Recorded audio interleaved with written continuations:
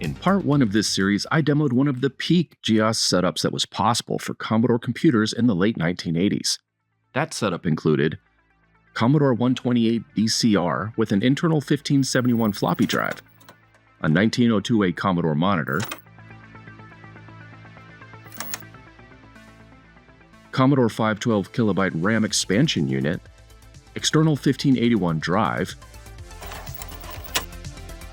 Commodore 1351 mouse, and GeOS 128 2.0 with 2 drive support, and a third swappable drive in the form of a small half meg REU RAM disk.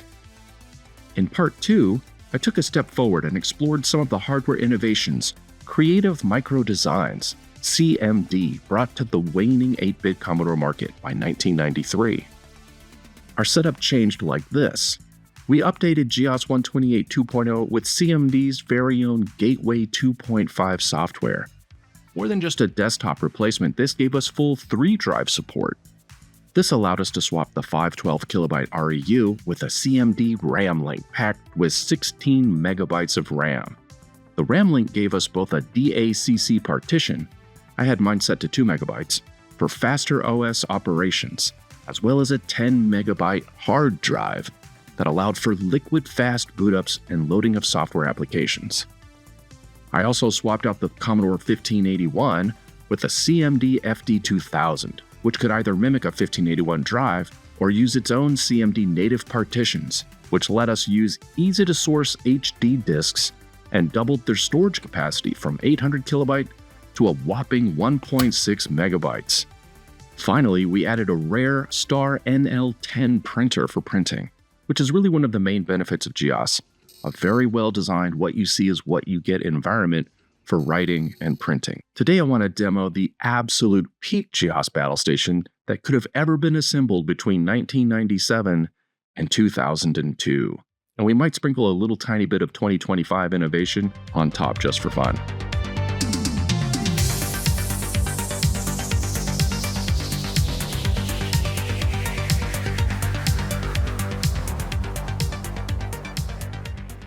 This final step in our journey is almost entirely composed of CMD hardware this time, from end to end, some of which today are still considered unobtainium holy grail items. Before we go for a test drive, let's take a closer look at all of the hardware and features while still on the show floor. We're keeping the 128 DCR with its internal 1571. Remember, mine has a custom 8-9 switch, and in this setup, I keep it set to ID 9 rather than the default 8. A lot of original software still came in this format, so it's handy to have a 5¼ inch capable drive. And since I have a lot of the original software, I plan on using it rather than trying to find digital versions of the same thing online. There's no need to change it just because it's old. This is vintage computing after all. We're also keeping the 1902A monitor, which can flip from 80 to 40 columns with the press of a button. And even though we're on a C128 in 128 mode, a lot of GeOS software was never converted to 80 columns, so having a simple switch to flip-flop modes is the way to go for me.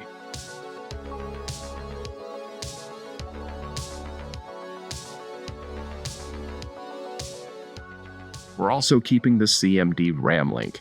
This time around though, I won't be using it as an REU or a DACC, but primarily as just the boot drive. And now for the exciting new stuff. We swapped out the FD-2000 with an FD-4000, and I set this drive to ID 8. The main difference here is the FD-4000 lets us use ED, or extra high density disks, which hold an incredible 3.2 megabytes. An entire video could be done on the FD drives alone, but at a high level in CMD native mode, which Gateway and Wheels fully support, you can use the disk's entire capacity like a miniature hard drive. Think about it. A single-sided 5¼ inch disk on a 1541 is 170 kilobytes. So you can almost fit 20 single-sided disks, or almost 10 double-sided disks on a single ED disk. For all intents and purposes, we could run our entire GeOS world off of 1 or 2 of these things. And I say 2 only because it might be easier to organize our programs and files that way, not because we'd be running out of space. Another big bonus, the CMD FD drives are significantly faster than the 1581 drive, so we get vast increases in storage and performance here. Interesting side note, this will sound ludicrous, but it is possible to convert HD disks into ED disks with a bit of work. And some folks have done this and used those disks for many years. Since it raises legitimate questions around data stability, I use actual ED disks as they came from the factory, but I know others that have used the converted disks without any problems. Sometimes I download files that are in D81 format. When that's the case, I actually swap this drive out with another CMD 2000 I upgraded last year with a GoTek drive. Thomas Christoph of Core i64 reverse engineered and legally sells the CMD FD drives now. And he recently worked with the GoTek guy to upgrade the firmware to work with CMD drives. So now we can easily use digital disks with our CMD floppy drives, and they are 100% CMD compatible. If you have an FD-2000 or a 4000 drive, you can swap out the drive mechanism for a GoTek for less than $40. It's a total game changer. I use my FD-4000 as my daily driver and swap it out with this thing when I've got some D81 files I need to use. It's total luxury. I personally want even more stability and security for my main workspace, so I'm adding a CMD HD hard drive to the mix. In 2025, the old mechanical SCSI drives are usually removed due to noise and power consumption and replaced with quiet Zulu or Blue SCSI drives with 4GB SD cards. Believe it or not, the CMD HD can totally support up to 4 gigs, although I'm going to only need to create a 16MB partition, the max size of any partition, for my Wheels environment. This will be the main work drive where I launch my programs and save most of my data. The truth is, the RAMLink seems to be about 4 to 5 times faster than the HD, but sometimes I need to disconnect the RAMLink from power, and sometimes I've also run into some data corruption over there. The HD, on the other hand, is a total rock-solid tank, and it's still a lot faster than reading or writing to a floppy disk. This time we're adding a legendary CMD SuperCPU 128 with a 16MB internal RAM card.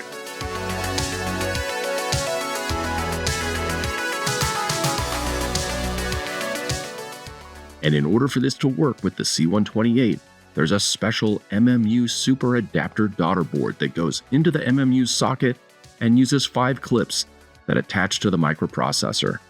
If you don't have the MMU card, your SuperCPU 128 will only be usable in 64 mode, or on a Commodore 64 obviously. We're replacing the ultra-rare Star NL10 with an Okidata 180. The reason is because, incredibly, we can still buy brand new ribbons from Amazon.com, and you can get a box of 12 for only $20. I love the Star printer, but I don't love inking my own ribbons. Plus, the Okidata 180 has both IEC and parallel capability, so I can even use it with the Amiga if I want to. And finally, we're upgrading GEOS once again. This time we're using Wheels 128, which was released in 1999 and was supported and improved as late as 2002 by its creator Maurice Randall from Michigan. There are both Wheels 64 and 128 versions, just like GEOS and Gateway, so if you lack a C128, you can still do everything here. You'll just be in 40 columns the entire time, which honestly isn't a huge deal. What's Wheels anyway? It is yet another advancement and update to the GEOS user interface and operating system, but it's more than just a fresh coat of paint. This time we can take advantage of a staggering 4 drives simultaneously. So there she is in all of her late 90s and early 2000s glory. In my opinion, this is the S-Class luxury model Commodore and GEOS Dream machine. There's a couple of things I wanted to walk through real briefly about my setup. In case any of you out there happen to ever follow in my footsteps, these are things you might want to know. Number one, the SuperCPU is really power hungry. In fact, when I got mine, it took me a while to figure out how to even get it to work. I actually have 3 different Commodore 128 DCRs, and the first one that I tried to use with the SuperCPU did not work. So I swapped it out with the second one that I had in storage. It still didn't work. And with the third one, it finally sprang to life. Basically, the SuperCPU requires so much power that you need to have a strong power supply. And mine are obviously all 3 of the ones that I have, they're all old, and 2 of the 3 just happen to not have enough power to run it all. So I had to actually send mine to Ray Carlson in Washington State, which is the state where I live, and he actually rebuilt 2 of them for me since I knew 2 of the 3 were not sufficient to power the SuperCPU. And in order to do that, I had to actually remove my original power supplies because he needed to reuse the metal plates inside to create brand new power supplies, which he does do. They're very affordable. And as soon as I got them back in the mail, I plugged them in and everything fired right up. So that was awesome. The other thing that's worth noting is with the DCRs, the cost reduced versions of the 128 like I have, they didn't come with fans originally, and Ray asked if I wanted to install fans at this time. And since the chips are so old at this point and not something I really enjoy replacing, I decided to go ahead and have him install fans in my power supply units so that when I turn these on, it actually does create a bit of noise. I'll do my best to reduce that noise when we take a look at wheels here in just a second, but it kind of is what it is. It'll transport you back to the 90s. With your desktop machines. The other thing worth talking about briefly is the MMU. There was a gentleman that I met online a while back who happened to have an MMU in his C128 DCR that he purchased online. When he popped it open after I think he'd had it for a while, he didn't even realize that the MMU super adapter daughter board was inside it. This was pretty common. A lot of times the machines would get separated from the super CPUs when people would pass away or move away, sell stuff, things got junked by family members or whatever, and those things would become separated. And for a long time, there was no means to get a new MMU. I was hopeful that someday I might find a Super CPU 128, sort of in that hopeful dream state. When I came across this gentleman's MMU, I offered to buy it from him for a fair price. And he agreed to the terms, and he shipped it to me, and it sat in a drawer for a long time. It just so happens that when I became aware of a Super CPU 128 that was on the market, I was able to work with the seller, and he actually sent me a brand new MMU, which you can actually get now off of Core i64. I actually tried the brand new MMU first. I was never able to get it to work. In order for any of these adapter boards to fit, I actually had to put risers on the legs of the sockets that I was trying to push these into, right? Everything is so low. You're starting to hit all these components in the motherboard, and I couldn't get either of them to actually fit nicely. So I actually created some little extension legs for my adapter board. And that was the only way I could actually get the old one with the clips to work. I never was able to get the new one to work for some reason, but since I didn't actually purchase it from Thomas, I didn't worry about trying to contact him and bark up that tree because, that was the sellers. That was the sellers, and the fact that I got it all working was good enough for me. So your mileage may vary on that. It just very well could be the way mine was set up. Who knows? And finally, let's talk about RAM really briefly. When Maurice Randall wrote the manual for wheels, he spends a fair amount of time on accelerators because the fact of the matter is, if you have a Super CPU 128, according to him, that is the ideal solution for this setup. He actually wrote wheels with a Super CPU in mind. Whether it was a 64 or 128 doesn't really matter. He was looking for that extra horsepower. He does go on to say that it was compatible with the TurboMaster, which is now also have been reverse engineered and is available. It's obviously not as fast as the Super CPU. It was supported. That being said, none of these were required. The only piece of hardware that's really required outside of your system is an RAU of some sort. It needs to at least be 128 kilobytes, if I remember correctly, or higher. And my Super CPU 128 actually has a 16 megabyte RAM card inside it. And when you boot up for the first time, it automatically is detected. It will say, would you like to use this? Would you like to use that? After talking to some people in the community, it was unanimous that if you have a super CPU with the internal RAM card, you want to use that because it's just going to be, everything's going to just be smoother and butterier if you do. So that's what I did in my setup that we're about to look at. And now I think we're ready to give it a little spin and I can show you around.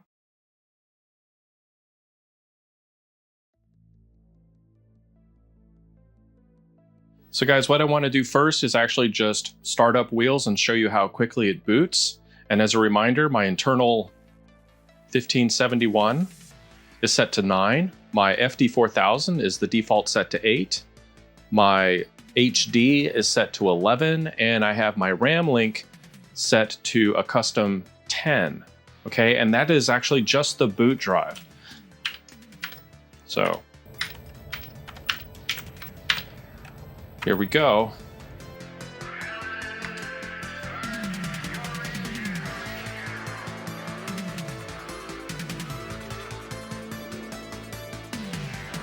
It's done. The only reason why it even takes that long is because it has to go figure out which drives are attached. And what's really badass about Wheels is that it automatically, whatever it finds, it recognizes and it automatically boots up for you on the desktop. It's really, really cool. So now that it's booted, let me just explain to you what you're looking at. You can actually create custom icons for all of your drives. Wheels actually comes with CMD icons by default, which is amazing. I actually just went in and cleaned them up because we actually have edit tools built into Wheels that allow us to draw whatever we want to. So I actually added the CMD brand in here and did some other little things. I also was able to create my own pointer. This is what I drew. I drew this sort of in homage to the pseudo 3D one that I have on my Amiga.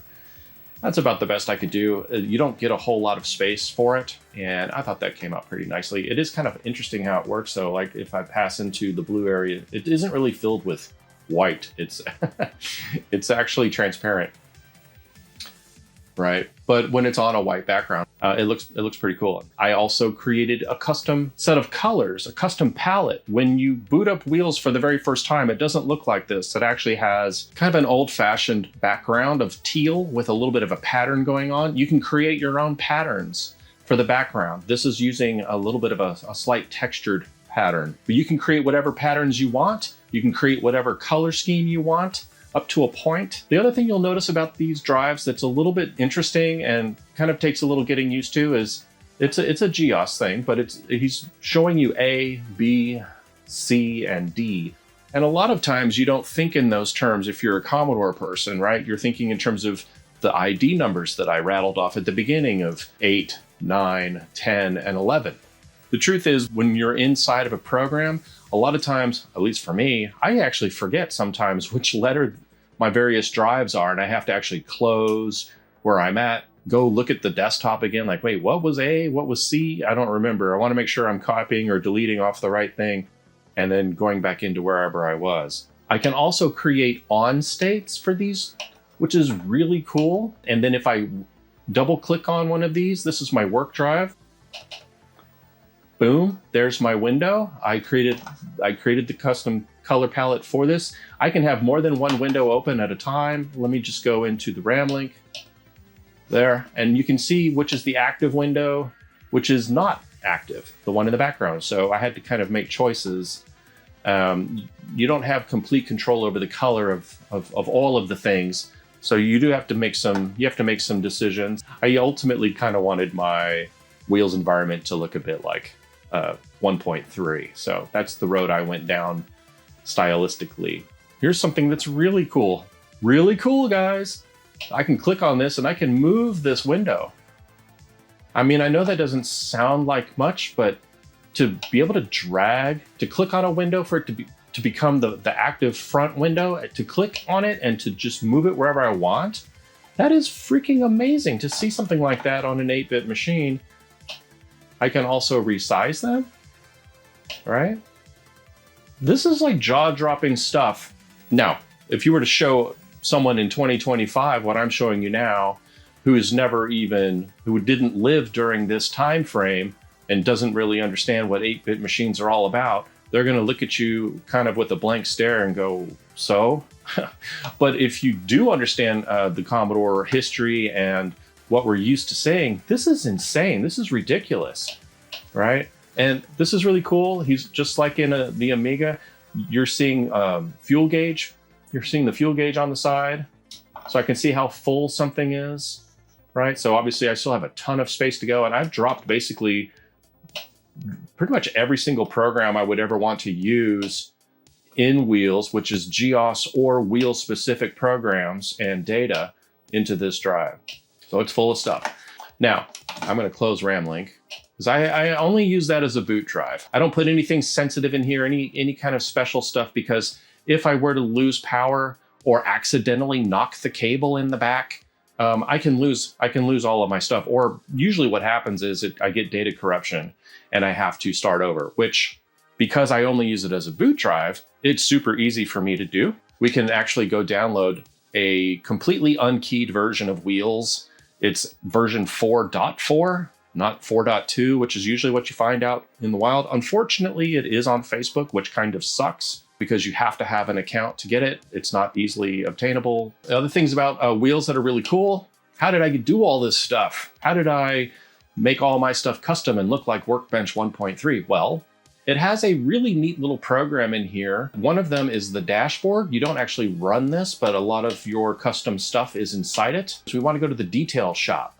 The detail shop is where all the magic happens. And it's in here where I can adjust my screensaver. I can figure out the timing on it that I want to. I can create macros, basically. My file icons, I can go and fiddle with those. I can play with all of the color palette stuff to my heart's content, which is what I've done here, picking out the background pattern. Whatever customizations you've made, you want them to be on your boot drive. So in my case, that is the RAMLink. This file is important. It holds on to some of my customizations, and this weird X'd out 128 detail, I gave it that name, but these are my specialized details from the detail shop. If I actually save these details here, because that's where they're getting used, but then I also save a copy over onto my HD. And I'm really glad that I did that last week, because I accidentally bumped my power cable and it corrupted my boot drive. I had to create a whole new boot partition. And then once I finished that, I needed to drag over some of my custom settings. And once I did that, boop, boop, it all snapped into place and everything was fine and there were no tears. I know a lot of people look at this and go, why would you keep that 5 1/4 floppy, like, when you have such cool stuff around it? And it's because a lot of my software is actually on floppy disk and it still works, and I'm going to use it until it stops working. A lot of people, I feel like, they run for the SD card as fast as they can before they've even had their software die on them. And I figure my drive still works, my disks still work. I live in a low humidity climate, and I'm going to just keep on using this stuff until something dies, either it or me, whichever comes first, right? Now, in terms of Wheels and compatibility to GEOS, almost everything works. There are only a small handful of programs that were written for GEOS specifically that Wheels is incompatible with. Maurice Randall lists those. They're nothing that I missed. I would never go back. I used to really love Gateway, but the truth is, this is so much better. Gateway actually is a little bit buggy, and it's really persnickety to even set up. You have to have all these different drivers installed in the right place, in the right order, just to get things to wake up whenever you turn it on. This does it automatically for you. It's so much better. And I mean, it looks really cool. It's a better user experience overall and still lets you do all the same things, right? So, for example, now this is on the HD, which is an SD card, obviously, but it's not as fast as booting off of RAM, but it's still faster than booting off of a disk, right? And it's very, very rock solid stable. Now, look, you can actually use key commands on here to switch in. If you don't want to look at big chubby icons, you can go into a text version of everything. It's actually faster when you have this many files to go find your stuff. There we go, GeoWrite. There we go. You know, this came with the original version of GeoS, and it's in my opinion, still one of the greatest pieces of software ever made for the platform. This is a poem that my son wrote. And basically, you know, you can print out really high quality prints on in my case, on the Okidata 180. I think that looks fantastic. Almost looks like a typewriter. Not bad for a dot matrix printer. And I actually do really enjoy using this keyboard in this environment. In Wheels, there was a program created by Maurice Randall called PostPrint. PostPrint allowed you to open these really long documents and view them in my opinion, an easier to view format. It almost feels like a version of Adobe Acrobat. And that program allows you to save things off in PostScript. What that means is you can then take that PostScript file and move it to like a Windows PC, for example, and utilize a program called GhostScript. GhostScript will then take that PostScript file and you've got laser printer quality text on your Windows machine that you had created on your Commodore. So you can transfer these files to modern machines and print them even more beautifully than a dot matrix printer if you want to go that route. The truth is, a lot of people that went down this road of Wheels back in the day, there is 100% pure support for laser printers back then. It's absolutely crazy because the printers cost so much more than the entire system that we're looking at right now. Back then, laser printers cost a total fortune, but they wrote drivers for various laser printers so that you can do everything all in one package and not even have to move it over to a modern PC if you don't want to. For me personally, I like to just use this as a place to manage and create and then move things over to the PC on a case-by-case basis. But I actually really like, for just text documents, I actually really like using the dot matrix printer because we can still get new ribbons. It gives me the warm fuzzies, you know, it gives me the nostalgia feels that I'm after. And so I totally dig it the way it is using original hardware. So guys, that is, in my opinion, the most exquisite setup one could ever try and put together for a Wheels environment on a Commodore. I realize a lot of the hardware that we looked at today is really expensive and really hard to find. It took me years to put this together and to even mentally justify some of the pieces that we looked at. But this is something that I've dreamt about for a really long time, and to have finally put something like this together all in one place, it's a dream come true for me. And it actually gives me a lot of joy to have that setup, even though I realize it's not a functional computer in the way that we think of in 2025 that we're used to, right? It doesn't have all the creature comforts, but it has a special magic and really interesting, in my opinion, somewhat small GeoS world that existed here in the United States and in other parts around the world too. But it was actually, there was a really kind of rabid fan base that just would not let go. There are still a few to this very day that utilize these tools and this hardware, this software, as a means to be creative. And, you know, most people, the vast majority of humanity has moved on. I get it. But there's like a certain part of almost like historical interest, archaeological interest of learning how to utilize this software and this hardware that CMD put together to support this platform. It's like watching a world-class symphony on stage when you see how much effort, the genius behind some of this hardware that they put together, that they invented for this tiny little audience. They kept on producing until 2001/2002 when they finally had to shut things down, but which is amazing when you think about it, that they did it for that long. I've been spending years of my life to get to this point. So now that I finally got here, I wanted to share it with you. This was not a how-to. This was not a deep dive in how to set everything up. That's half the fun, you know? And if you were to walk down one of these roads that I've walked down and you're curious about how did you,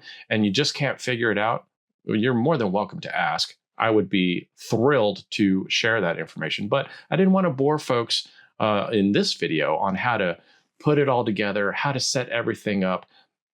That's not what this was about. This was more the showroom floor of the sexy wheels, right? That's what this was supposed to be, to try and explain why someone might have actually tried to even write wheels in the first place to support things like the Super CPU. A lot of folks will ask that question. What can you even do with a Super CPU? I'm going to make a video later this year that shows you a few of the things, but the number one thing is it's GEOS, it's wheels. There are a tiny handful of games that were also designed for the Super CPU, and it can turn certain tasks on a Commodore like ridiculously fast that you're used to sitting around waiting for. It can do a lot of really cool things, but the main reason why it was even created was for this platform. To see it in person and to witness what it can do it's pretty cool.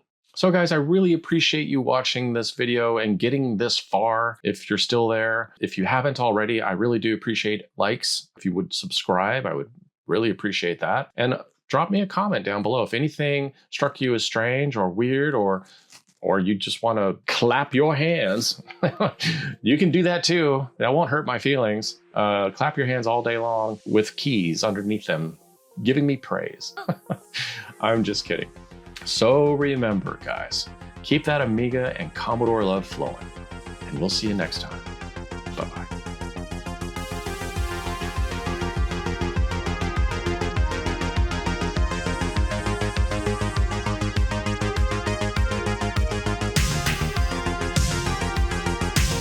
AmigaLove.